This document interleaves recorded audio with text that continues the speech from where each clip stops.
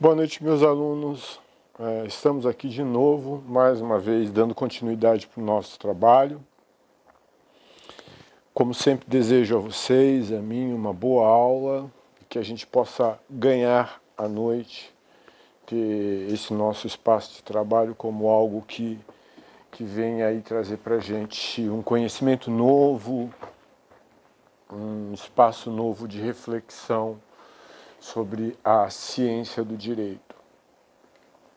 Até semana passada a gente conversou sobre o processo de conhecimento e hoje a gente inicia o processo de execução, né? Que são procedimentos que se acompanham dentro do direito processual civil, mas que têm movimentos, têm interfaces, têm relações totalmente distintas, tá? Obviamente que os pressupostos do direito do processo de conhecimento são importantes para compreender o processo de execução. Tá? Você ter os pressupostos do processo de conhecimento te faz compreender o ritmo e as características próprias do processo de execução. Mas o procedimento executório, a gente vai ver, tá? Ele tem uma cara muito própria, muito peculiar e às vezes até sob certo aspecto avessa ao que a gente conheceu no processo de conhecimento, né? Existem alguns pressupostos para a gente estudar, para a gente compreender bem o processo de execução. Um dos pressupostos, tá, é a gente entender a ideia do que é um título de crédito. Tá? Eu trouxe aqui para vocês, como sugestão, um livro de Amador Paz de Almeida, Teoria Prática dos Títulos de Crédito. Tá? Isso aqui é uma sugestão, mas é importante que se entenda o conceito de título de crédito. Isso é uma matéria antigamente de direito comercial, hoje a gente estuda em direito civil, não é uma matéria de competência específica do processo de execução, mas é um pressuposto para compreender processo de execução, você ter a ideia do que é um título cartular, por exemplo, que é um título de crédito. Tá? Então, se você está aí em casa, já anota título cartular. Né? O que é um título cartular? Né? Já verifica quais são os títulos de crédito vigentes, os que estão em circulação. Né? São elementos muito, muito importantes para a gente entender o processo de execução. Um outro pressuposto é também estudar, né? Existem manuais específicos de processo de execução. Eu estou sugerindo para vocês um que eu gosto muito, que é de Araquém de Assis, que é um manual do processo de execução, que já teve alterações, o processo de execução já teve alterações da edição 4ª que eu tenho, mas ele é um livro muito importante, porque Araquém de Assis, além de ele trazer os elementos do processo de execução, ele traz conceitos. E os conceitos não se alteram, né? Os princípios, os conceitos, eles são sólidos. E Araquém de Assis traz bastante princípios de execução sólidos e que são importantes para a gente entender o que a gente vai estudar. Hoje, particularmente, nós vamos ver, vamos ter uma aula de ideia que tem um caráter conceitual. Tá? A gente vai tentar entender quais são os conceitos que norteiam o processo de execução. Tá? A partir da próxima aula, a gente vai estar mapeando artigos, tentando interpretar os artigos e adequá-los a esses conceitos. Tá? Eu estou com elan todo com relação ao processo de execução, porque vocês vão ver que nada vem do nada, né? O processo de execução ele tem uma natureza ideológica. A ideologia do processo de execução ela tem uma raiz que é preciso ser compreendida, né? O processo de execução ele visa basicamente a manutenção, a preservação e a garantia de relações contratuais. Tá? Então ele tem quando a gente for examinar os artigos que envolvem o processo de execução, a gente vai ver que o que se pretende dentro deste livro do Código de Processo Civil é manter com rigidez, com força, é o Estado de novo, mantendo e preservando ao máximo as relações contratuais que se estabelecem, principalmente no que diz respeito à garantia de crédito. Tá? Isso não é à toa, né? O nosso sistema é um sistema capitalista, é um sistema onde circula capital. A circulação desse capital, por vezes, é feita através de acordos interpessoais, e esses acordos são garantidos pelo direito. Tá? O direito preserva com força, tá, esses acordos, esses tratados, tá, que envolvem créditos nas relações bilaterais. Né? Eu estou falando isso pelo seguinte, porque se outrora o processo de conhecimento que nós tanto estudamos, ele vinha garantir, ou seja, o Estado vinha garantir as relações sociais, tá? O processo de execução, ele vem, em regra, e nós vamos verificar isso, o Estado vem garantir as relações de crédito. Vem preservar o direito do credor, daquele que se dispôs em determinada situação, numa relação sinalagmática, a ceder, a conceder, tá, em autonomia, com vontade, a alguém alguma forma de crédito, alguma forma de benefício de natureza financeira. Tá? E essa dação de crédito, esse dar o crédito, tá, numa relação autônoma, onde as partes aceitaram, um aceitou receber, outro aceitou dar, o Estado vem preservar essa relação de forma muito intensa e muito incisiva. Tá? Vamos ver alguma coisa aqui, só para iniciar a ideia do processo de execução. Só no artigo 771, depois a gente vai tentar ver alguns conceitos, mas o artigo 771 me parece que ele dá assim, um caminho para a gente começar a trabalhar sobre o conceito de processo de conhecimento, de processo de execução. O artigo 771 diz assim: este livro, ou seja, o livro de execução, regula o procedimento da execução fundada em título extrajudicial, e suas disposições aplicam-se também no que couber aos procedimentos especiais de execução, aos atos executivos realizados no procedimento de cumprimento de sentença, já viu lá, cumprimento de sentença, bem como aos efeitos de atos e fatos processuais a que a lei atribui força executiva. Aí vem o parágrafo único e diz: aplica-se subsidiariamente à execução as disposições do livro 1 da parte especial. Tá?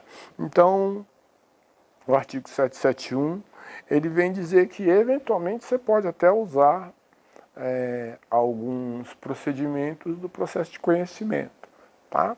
Mas ele tem, tá? Aqui nas suas disposições gerais, ele já tem um dizer que nos interessa muito sobre o aspecto conceitual. Tá? Eu gostaria que vocês prestassem bastante atenção, porque num tempo secundário a gente vai abrir para discussão e eu vou tentar ser bastante claro para minimizar ao máximo dúvidas com relação ao processo de execução. Então eu gostaria que vocês prestassem bastante atenção. Olha o que diz o 771. Este livro regula o procedimento da execução fundada em título extrajudicial. Tá? Extrajudicial. Tá? Ou seja, ele está dizendo que o processo de execução trabalha com títulos que não são judiciais. Tá? São títulos extrajudiciais. Tá? E os títulos extrajudiciais, por isso que eu chamei a atenção para vocês no começo, são os títulos de crédito. São os títulos que propõem relações de crédito. Tá? A gente vai ver aqui, no transcorrer do nosso estudo, quais são esses títulos de crédito. Não hoje. Hoje a gente está trabalhando com conceito. Tá? Hoje a gente está trabalhando com conceito. Mas a gente vai ver quais são os títulos de crédito. Mas o artigo 771, ele dá toda a tônica, ele dá todo o caminho do que é um processo de execução. Tá? Eu volto a repetir, não por insistência, eu volto a repetir para marcar o conceito. Olha, este livro regula o procedimento da execução que se fundada em título extrajudicial. Então, todas as vezes que você estiver falando, por exemplo, de processo de execução, você está falando de título extrajudicial. Tá? Um ponto. Se eu estiver falando, por exemplo, na execução de uma sentença, não cabe nesse capítulo. Não cabe nesse livro. Tá?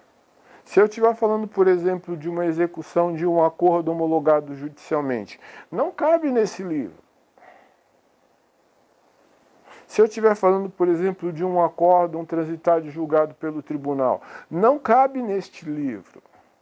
Este livro cuida especificamente de título extrajudicial. Tá?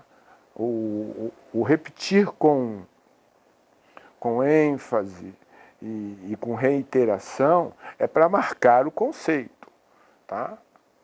Ah, mas professor, o que são títulos de extrajudicial? Nós vamos vê-los todos, tá? São os títulos de crédito, são contratos, por exemplo, de locação. A gente vai ver, tá? Contratos escritos com testemunhas. Depois a gente vai ver quais são os títulos extrajudiciais.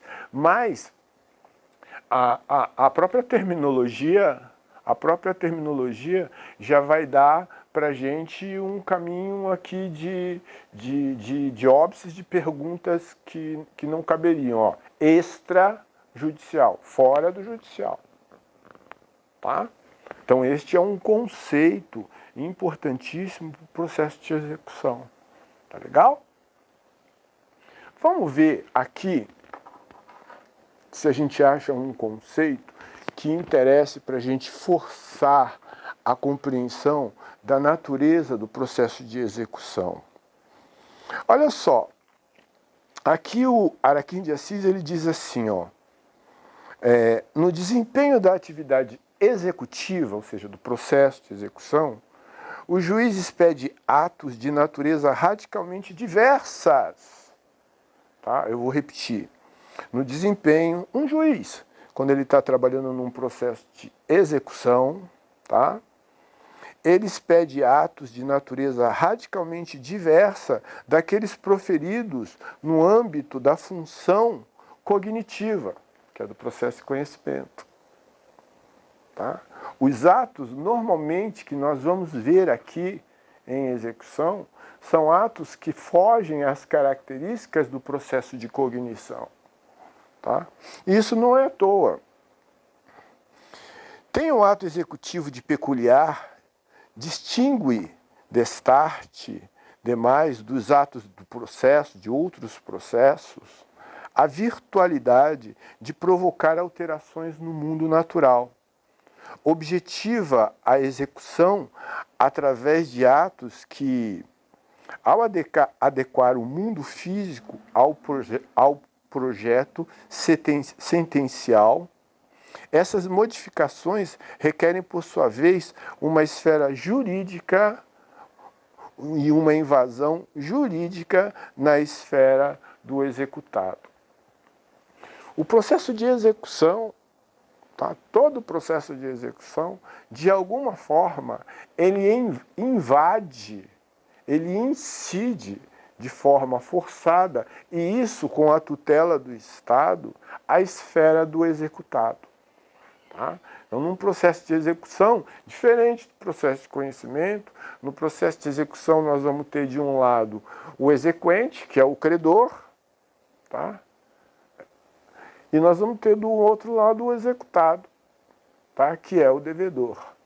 O processo de execução, o objetivo dele é invadir a esfera patrimonial do executado para fazer satisfazer o crédito do exequente.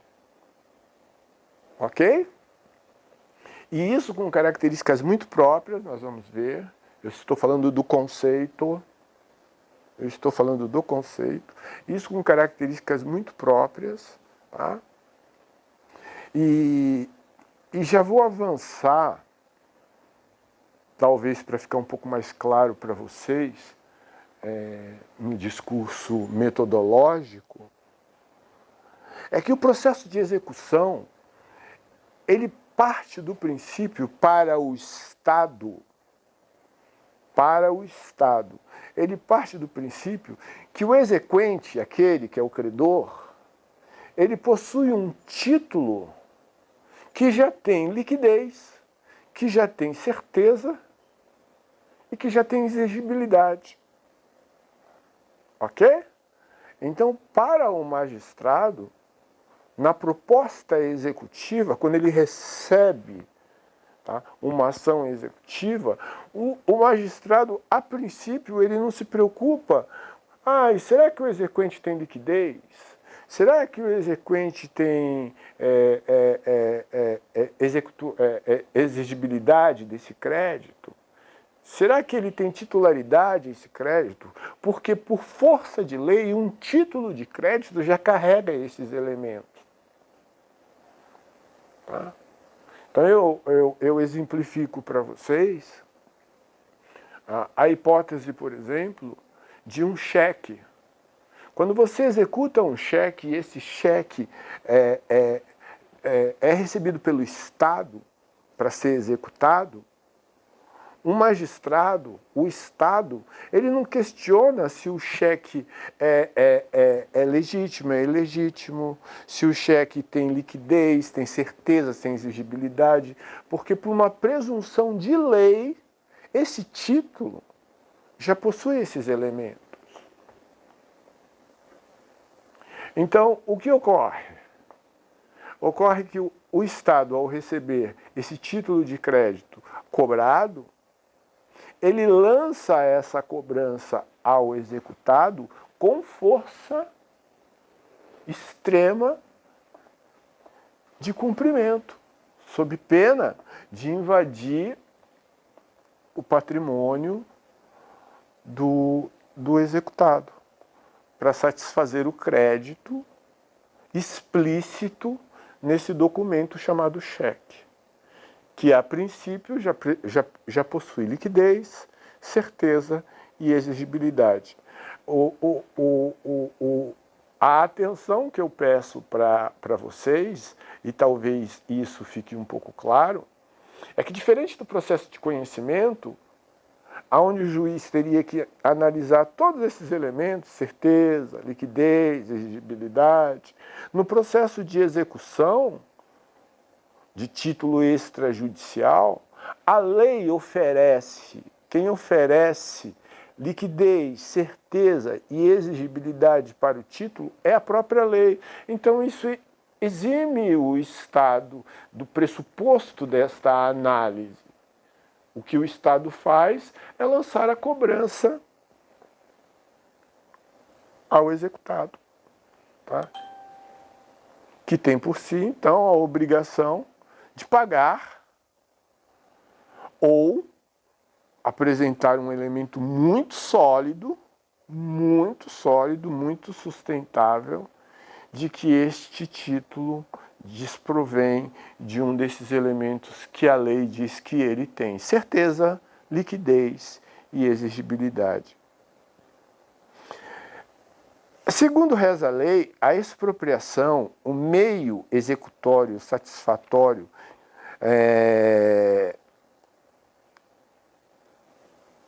a atender o credor, independente de pendores individualistas, tá? A norma pouco disfarça a ideologia do sistema executório. Tá? A norma jurídica, ela não disfarça qual é o objetivo do processo de execução. Pague o que você deve.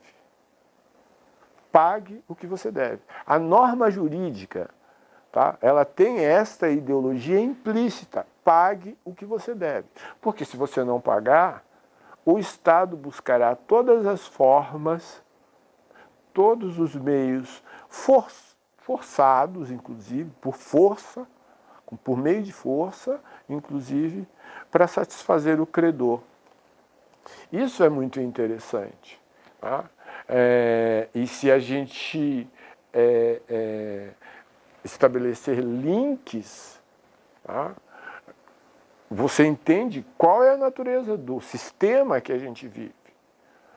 Tá? O sistema que a gente vive é um sistema capitalista, é um sistema onde existe a preservação do patrimônio pessoal, particular, tá? E o direito protege isso. Tá? Se eu te faço um empréstimo numa relação literal, escrita e com vontade de emprestar, e você com vontade de receber, tá? Você vai ter a obrigação de me pagar isso. O Estado protege essa relação que foi entabulada aqui, ó. Tá? Tá? Então, se você, por exemplo,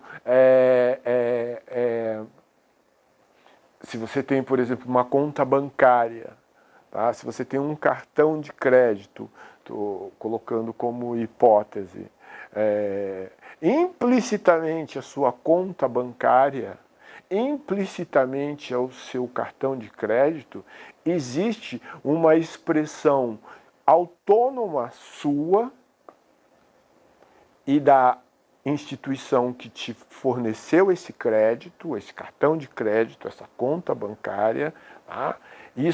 Existiu essa autonomia de vontade entre as partes, quem cedeu o crédito e quem recebeu o crédito. Tá? Então isso é autônomo, ou seja, não foi forçado. Tá? Isso provém de um documento escrito, às vezes você nem dá conta, mas ao apertar um botão eletrônico de aceite, você firma um contrato literal de empréstimo, de crédito. E o sistema jurídico vai proteger isso aqui, ó, essa relação que foi estabelecida. Tá? O banco fica obrigado a te fornecer um crédito, que ele diz que iria fornecer, e você fica obrigado a pagar esse crédito que você obteve. Tá? Se houver da sua parte, você recebedor do crédito, o não pagamento, esse contrato escrito, fruto de uma relação autônoma, se transforma num título extrajudicial, sujeito a uma execução. A uma execução forçada, sujeito à expropriação de bens do devedor Quando se fala expropriação, tá? Busque esse termo, expropriação, é de buscar tirar todo o que te é próprio, em termos de bens, tá? Te expropriar desses bens para saldar o credor. Tá? Essa é a característica primordial do processo de execução. E existem várias formas, tá? Várias formas, tá bom? Nós estamos trabalhando hoje, o que eu queria hoje, basicamente com vocês, era de que vocês entendessem que nós estamos entrando numa esfera de estudo num livro, tá? Num título de processo civil que difere totalmente do que a gente estudou no que diz respeito a processo de conhecimento. Tá? E aqui eu chamo a atenção de vocês para um elemento que eu saudei pelo menos uma dezena de vezes. Uma dezena de vezes eu saudei o processo de conhecimento, dizendo a vocês o seguinte: atentem, meus alunos, o processo de conhecimento é um processo onde tem amplo espaço de dilação probatório. Tá? Isso eu falei por diversas vezes para vocês. Tá? Ao contrário, tá? Por força, é óbvio, constitucional, existe o contraditório no processo de execução, e nós vamos ver isso. Tá? De antemão, eu chamo a atenção para os embargos. Tá? A gente vai ver isso, que existe o contraditório, mas no processo de execução, o espaço de dilação probatória é pequenininho, tá? É pequenininho. O espaço de dilação probatória é extremamente reduzido em relação ao processo de conhecimento, tá? E o aluno que me escuta, antes que me pergunte, eu já digo, tá?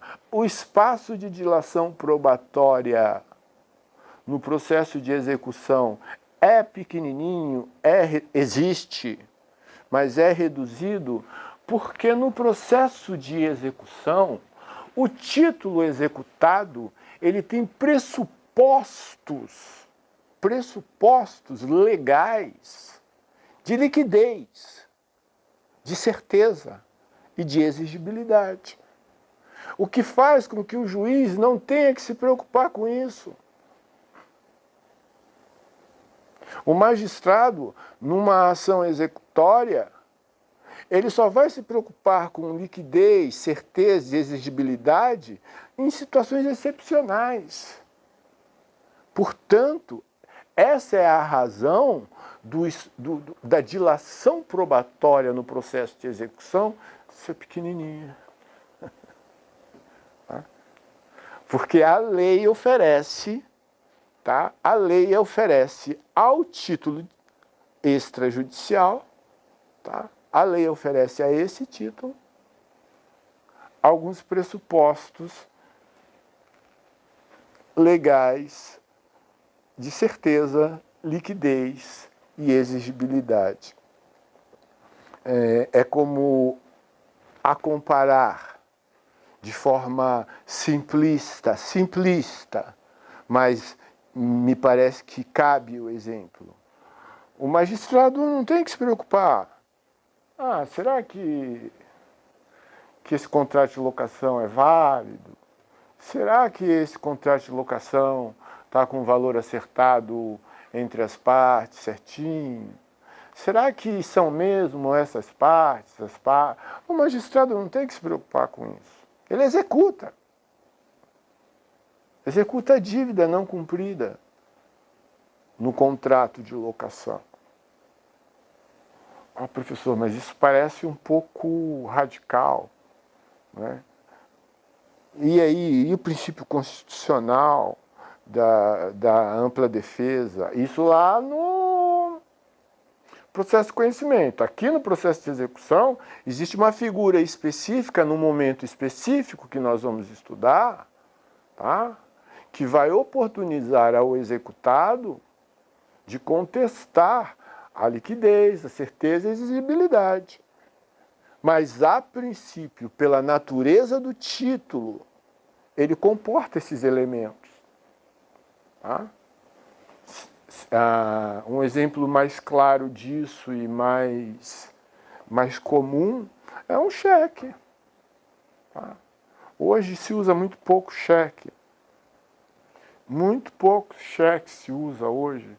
Mas houve época que você detinha essa cártula, esse cheque, e você ia a uma agência bancária, você, juntamente com o seu RG, você apresentava a cártula, e eu estou falando isso não de forma antipática, é para se verificar o que é cártula, tá? Você apresentava a cártula juntamente com a tua cédula de identidade, o caixa recebia a cártula e te pagava. Pronto, simples. Aí se você perguntar, mas por que essa simplicidade?